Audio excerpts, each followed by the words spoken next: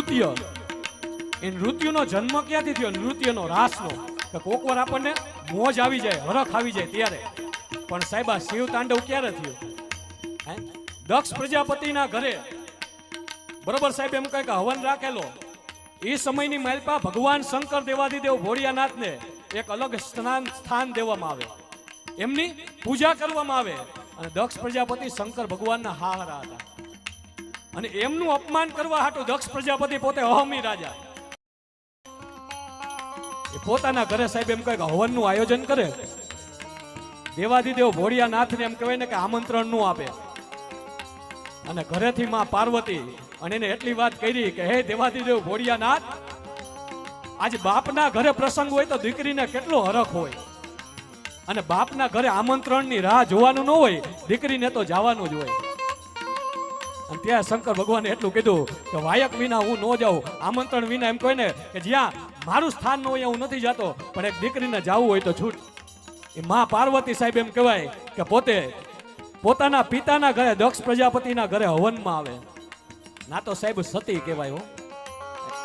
બધે નજર માંડી પણ ક્યાંય દેવાદિદેવ ભોળિયાનાથનું સ્થાન નથી હો. એટલું નહીં પણ ક્યાંય પણ શંકર ભગવાન એમ કઈ પૂજાનો શબ્દ નથી લેવાતો, એમનું નામ નથી લેવાતું, અને પોતે કોપાયમાન થઈ ગયા.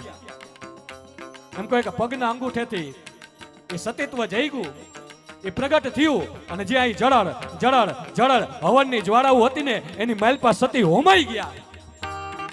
અને ભગવાન શંકરનું ત્રીજું નેત્ર હતું ને એ ખોયલું, હાથની માલપા ડમરું, એક હાથની માલપા ત્રિશૂળ, જટાયુ મોકરી, અને બરોબર સાહેબ ગંગાજી રહ્યા એને મુક્ત કરી, અને દેવાદિદેવ ભોળિયોનાથ રહ્યો એ તેથી તાંડવ કરવા માંડ્યો. પણ કેમ તાંડવ કરતો તો અમારા શંભુપુરીજી લખે,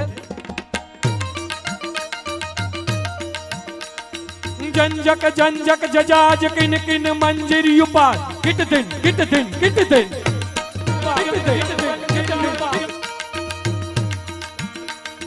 જંજક જંજક જજાજ કિન કિન મંજરી ઉપર કિટ દિન નગાર ધમક ધમ ધમાકે. આ ડાયરો હા. ઝુમક ઝુમક છમ છમાક ડાલર જમ જમ જમાક ઘૂઘર ગમ ગમ ગમાક ચમક ચમ ચમાકે.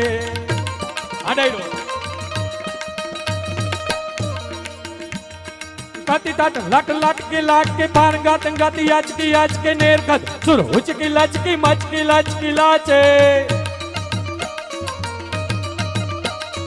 बम बम बम डमरू बाज नाद वेद स्वर सुसाज शंकर भगवान याज तांडव नाचे रे भाई भोड़ियो भगवान याज तांडव नाचे.